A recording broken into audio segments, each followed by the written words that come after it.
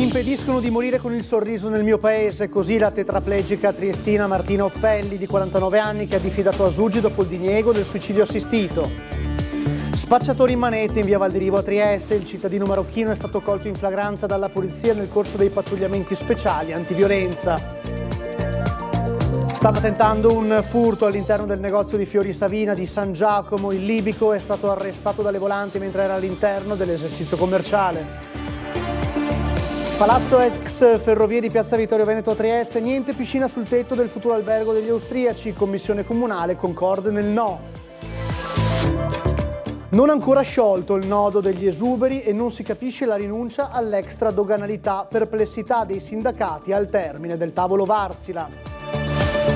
Si preannunciano forti disagi al traffico per la sfilata del Re Carnival alle 16:30 a Trieste domani, rive chiuse a partire da mezzogiorno, poi nel pomeriggio stop in centro.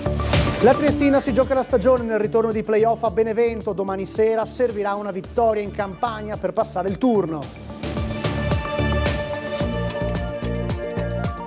Buonasera e bentrovati a una nuova edizione del telegiornale di Tele4. Vorrei morire con il sorriso sul viso nel paese dove ho scelto di vivere e dove ho pagato le tasse. È il video appello ai parlamentari dell'architetto Martina Oppelli, 49 anni, dall'età di 28, affetta da sclerosi multipla, che ha diffidato l'azienda sanitaria universitaria Giuliano Isontina dopo il diniego ad accedere al suicidio medicalmente assistito. Il servizio di Marco Stabile.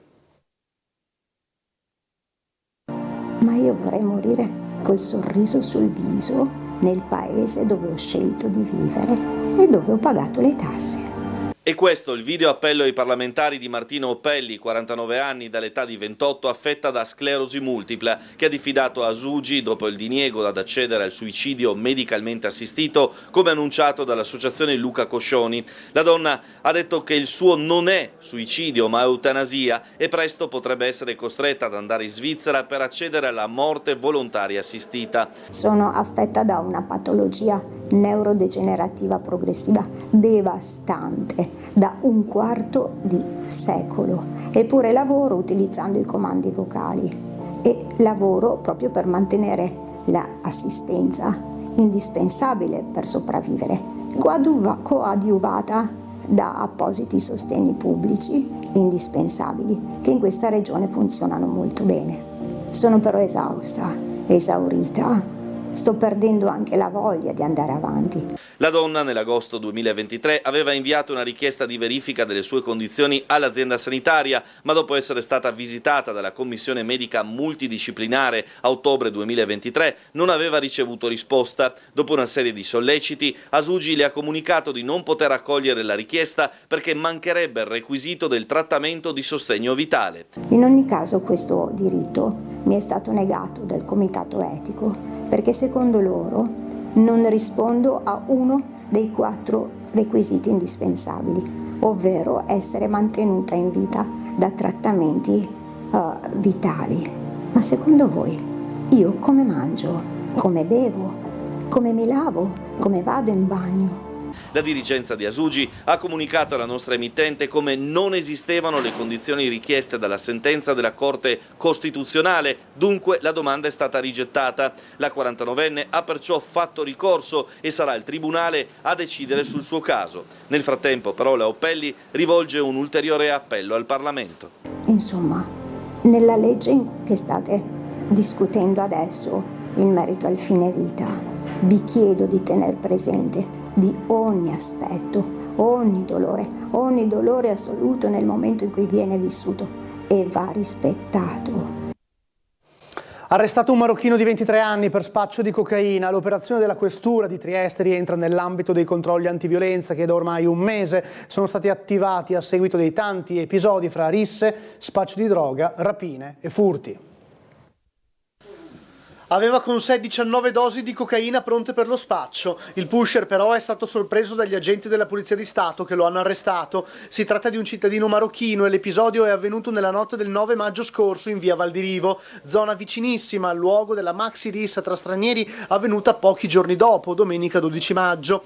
E infatti l'arresto è avvenuto nell'ambito dei pattugliamenti rinforzati proprio per prevenire episodi violenti, controlli già scattati nel mese scorso a seguito delle troppe risse e rapine succedutesi in poche settimane.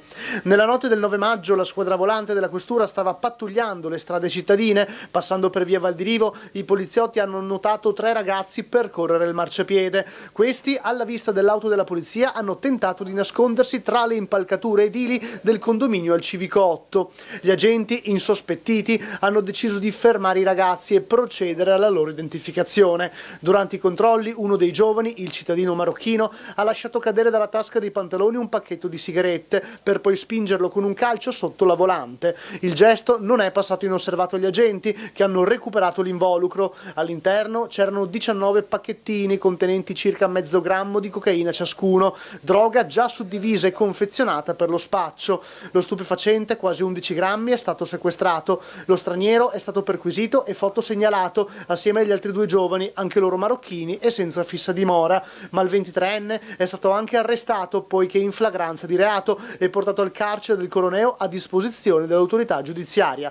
Gli altri 2 marocchini sono stati denunciati a piede libero, poiché senza documenti per l'identificazione. Ancora cronaca, un altro arresto, questa volta un cittadino libico richiedente asilo sorpreso dalla Polizia di Stato mentre tentava di rubare in un negozio di San Giacomo. Vediamo.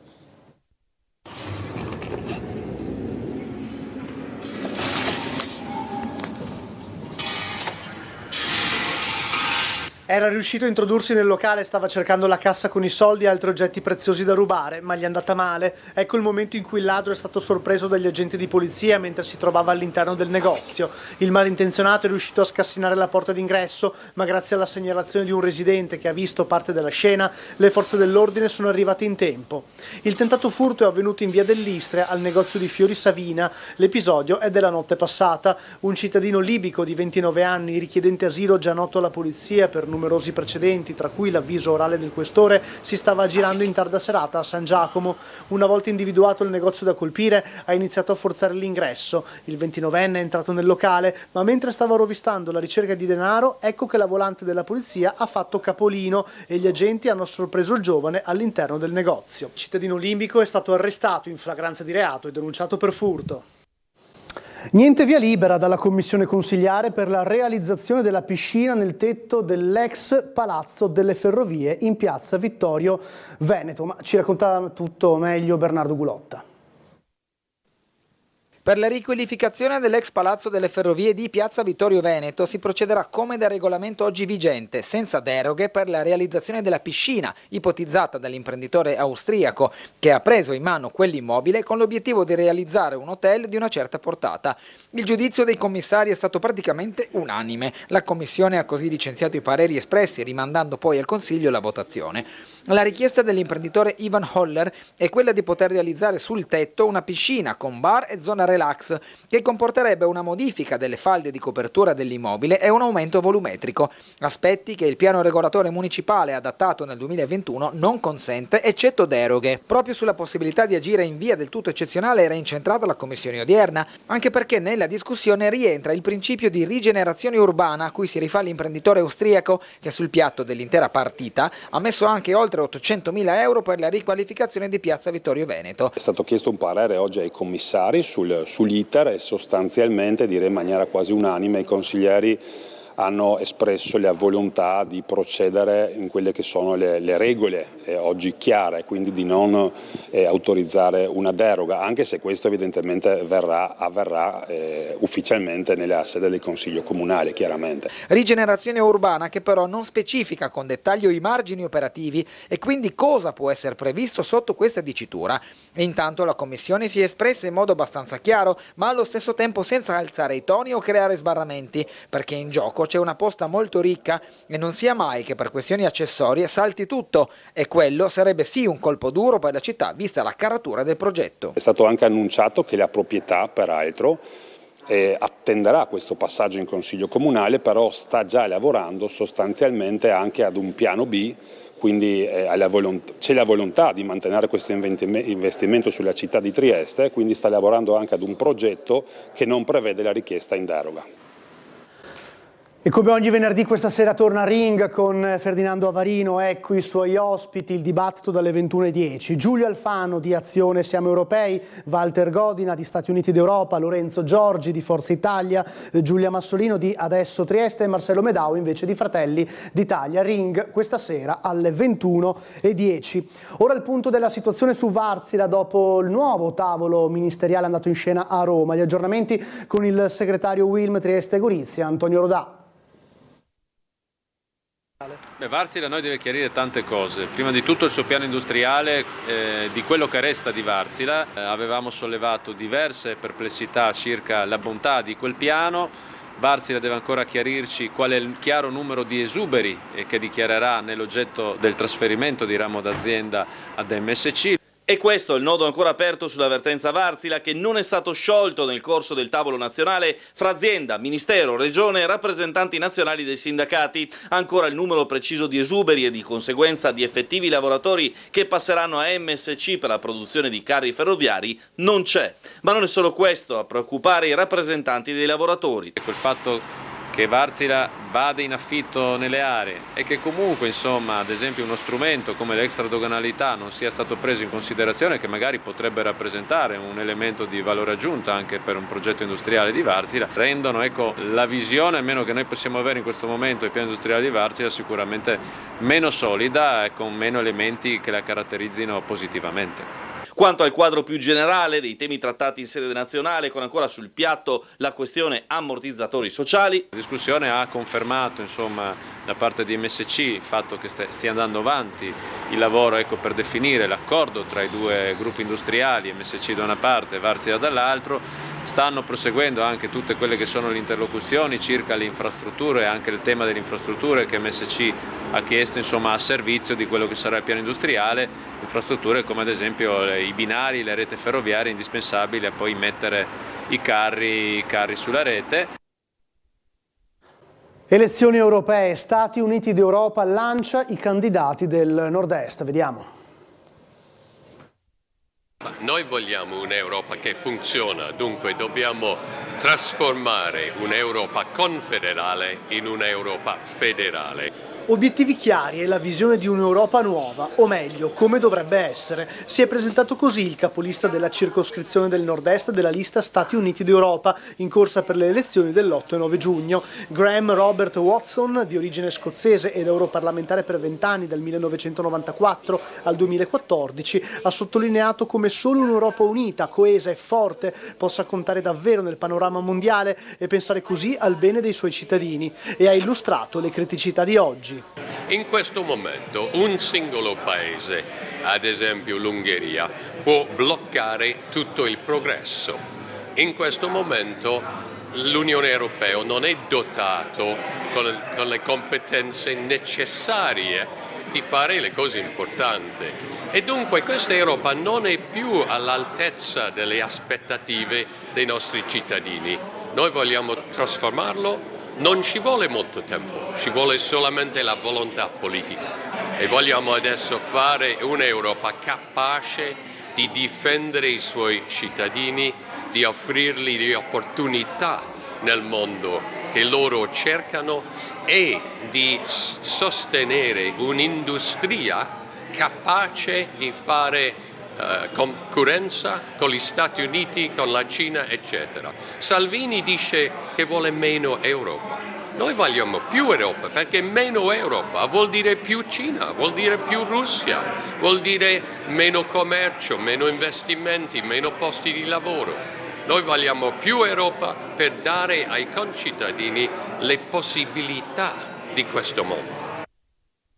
Per le persone con disabilità visiva il supporto di un cane guida costituisce un appoggio prezioso e sicuro sia fisicamente che metaforicamente. Così Sandra Savino, assessore comunale e segretario regionale di Forza Italia, nel corso della prima cerimonia di consegna di 2 cani guida per persone con disabilità visiva organizzata dall'Associazione Nazionale delle Famiglie delle Persone con Minorazioni Visive, tenutasi questa mattina a Trieste. Vediamo. Oggi è una giornata importante, si conclude un percorso iniziato già diverso tempo fa, un percorso che mi aveva segnalato una cara amica, Paola Lafagnedoc, proprio per poter iniziare un progetto che potesse mettere a disposizione di chi ha disabilità visiva i cani guida. Quindi oggi la consegna di questi 2 cani finisce questo percorso che ha visto impegnati sicuramente le istituzioni, in modo particolare la Regione, dove anche attraverso la sensibilità dell'assessore Riccardi e del consigliere Lo Bianco siamo riusciti a portare un finanziamento nella legge di bilancio che diventerà strutturale, di conseguenza l'associazione potrà contare costantemente sulla possibilità di investire proprio sulla formazione di questi cani guida, che sono elemento fondamentale per dare quella libertà di movimento e quell'integrazione che i portatori di questo handicap potranno proprio portare a compimento attraverso questi cani guida. I punti cardine di Alternativa Popolare, movimento candidato alle elezioni europee, con Lucrezia Kermaz, ospite questa mattina a Sveglia Trieste. Il coordinatore Bandecchi ha proposto una visione nuova delle elezioni europee perché ha posto un tema che secondo me è estremamente corretto proprio ora che l'Europa prende sempre più piede nelle nostre vite. Cioè la Repubblica Italiana, quando è chiamata al voto, potrà eleggere 76 europarlamentari che poi ovviamente si collocheranno nell'arco parlamentare da partiti come il PPE, a cui faccio riferimento io, o il PSE o Verdi, alleanze democratiche, insomma ce ne sono tanti, sono 10 gruppi partitici europei. Però quello che è importante come prima cosa, secondo appunto il nostro coordinatore e il nostro programma elettorale, è che come prima cosa questi 76 parlamentari che l'Italia potrà nominare sono italiani, quindi sarebbe bello riuscire a trovare un programma condiviso tra tutti i candidati trasversale per l'Italia. Cosa che fanno in realtà tutte le altre nazioni, perché gli europarlamentari francesi, quelli tedeschi, sono in prima istanza parlamentari che tutelano la Francia e la Germania. Invece l'Italia tante volte si fa la guerra in casa, quindi magari il candidato del PPE dà contro ad una proposta del PSE proprio per partito preso. E invece dovremmo recuperare questa centralità del Paese, proprio perché ormai si sa che la sovranità italiana è stata pian piano ceduta all'Unione Europea, quindi bisogna ripristinarla con i programmi, con le condivisioni che devono essere a monte. Disagi al traffico domani in vista del Re Carnival, la grande sfilata di carri allegorici senza frontiere che invaderà il centro di Trieste. Cosa potrà accadere? Re Carnival, ogni scherzo val, pure la chiusura del traffico che potrebbe non essere altrettanto divertente per chi non se l'aspetta. Il carnevale senza frontiere, con carri allegorici in arrivo da tutta Italia e dai paesi confinanti, invaderà domani, sabato 18 maggio, le vie del centro di Trieste. Da mezzogiorno saranno chiuse al traffico le rive lato mare, da Piazza Tommaseo a Campo Marzio. Dalle 13:45 non sarà possibile circolare lungo Riva Ottaviano Augusto e Riva Traiana fino all'ingresso al porto. Dalle 16, poco prima della sfilata, che scatta mezz'ora dopo, entrerà in vigore il divieto di transito lungo le rive da entrambi i sensi, da Campo Marzio fino all'incrocio con Via Milano. A fine serata, dalle 20:30 alle 21:30, la chiusura interesserà il tratto di rive tra Via Mercato Vecchio e Piazza Tommaseo. Ciò mentre andrà in scena lo spettacolo con fontane danzanti e coreografie di acrobati aerei. Disagi al traffico anche sulle strade periferiche della provincia, dalle 9 alle 12 per consentire l'arrivo dei carri di Re Carnival da Muggia della Slovenia. Sono previsti rallentamenti e code sulle arterie di collegamento da Muggia a Via Flavia. Il percorso toccherà poi Via Parlotti, Via Malaspina, Via Caboto, Via dell'Istria, Galleria di Piazza Foraggi, Viale D'Annunzio, Via Carducci, Via Valdirivo, sino appunto al waterfront cittadino. Lungo le strade è previsto lo stop alla circolazione, da tenere presenti in serata anche il rientro dei carri, che potrebbe determinare ulteriori incolonnamenti. Carnevale di Trieste. Ci fermiamo per la pubblicità, ma torniamo fra poco, state con noi.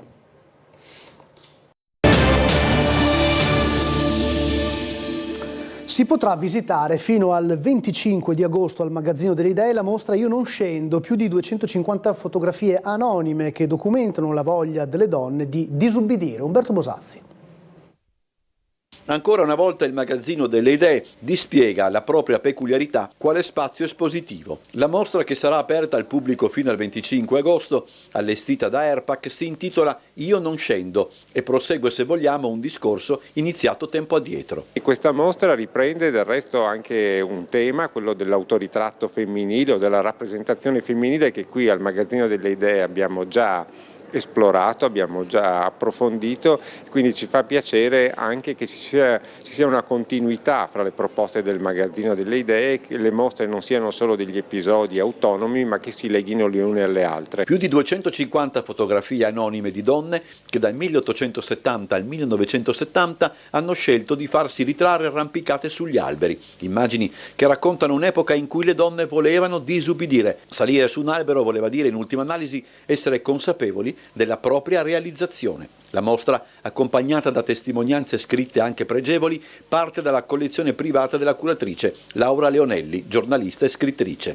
Fotografia anonima è una fotografia che nasce di memoria familiare e quindi si possono trovare nelle famiglie, si possono trovare nella grande famiglia della rete, perché si trovano in rete oppure si trovano nei mercatini, si trova là dove viene affidata, volente o nolente, la memoria di ognuna di noi. Airpac, l'ente regionale per il patrimonio culturale del Friuli Venezia Giulia, ha già in programma i prossimi appuntamenti a Trieste, sempre al magazzino delle idee. Prima del Barcolana avremo invece una mostra dedicata ai manifesti dei viaggi di mare, quindi un tema che evidentemente si lega alla città e che è affascinante e che riprende un altro degli aspetti che sono stati oggetto della programmazione del magazzino delle idee, cioè quello della grafica, in questo caso riferita appunto ad un tema molto anche triestino, e poi proseguiremo concluderemo l'anno con una mostra dedicata allo studio fotografico Wulz. Proseguono gli omaggi a Lelio Luttazzi con altri eventi, ecco quelli della prossima settimana. L'ondata di affetto che si è riversata nei confronti di Lelio Luttazzi continua. Si celebra, spalmato in 3 anni, dal 2023 al 2025, il centenario della nascita del musicista triestino. E la figura di uno dei più talentuosi ed intelligenti esponenti della scena italiana è stata ricordata già qualche giorno fa al Teatro Verdi nel corso di un concerto che ha visto la presenza di Danilo Rea. Quest'oggi sono stati presentati 3 appuntamenti sostenuti dalla Regione, in programma il 25 maggio a Pordenone, il 27 a Gorizia e il 28 a Udine, e che vedranno impegnati la Friuli Venezia Giulia Orchestra, guidata da Walter Sivilotti, in un omaggio sinfonico ai maggiori successi di Luttazzi. A Trieste, come ormai tradizione, non mancherà l'appuntamento durante Trieste Estate. Ogni anno all'interno del Trieste Love Jazz Festival ospitiamo una serata dedicata al maestro Luttazzi. Quest'anno sarà il 18 luglio col trio di Massimo Moriconi, storico contrabbassista e collaboratore del maestro Luttazzi. E per noi ormai è una consuetudine, un piacere ricordarlo e risentire ovviamente anche quelli che sono i pezzi forti del repertorio del maestro, che normalmente in questa occasione vengono riproposti dai singoli progetti musicali che ospitiamo.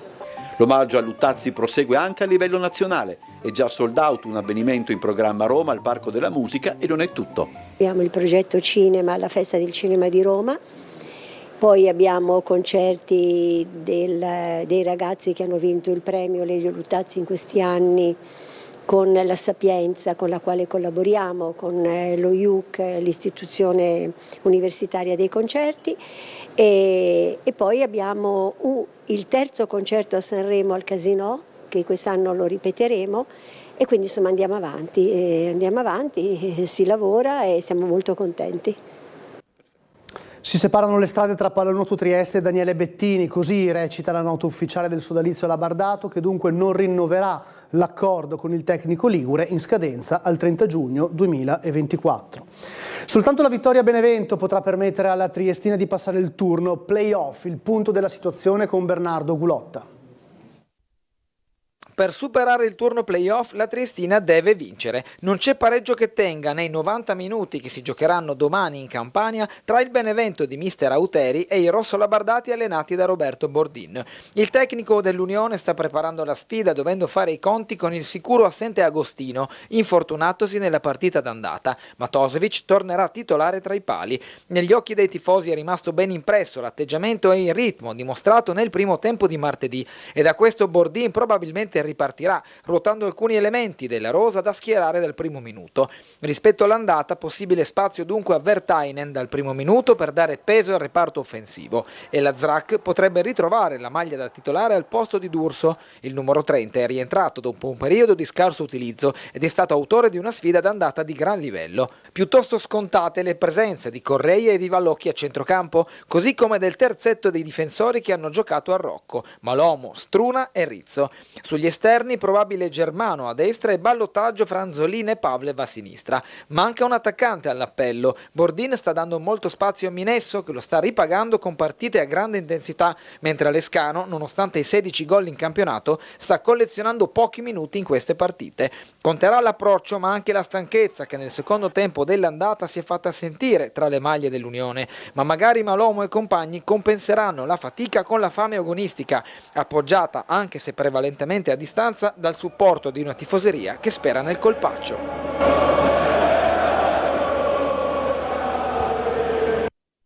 È tutto dal telegiornale di Tele4, grazie per averci seguito, vi lascio la trasmissione Tisane, Unguenti e Cascè, buona serata.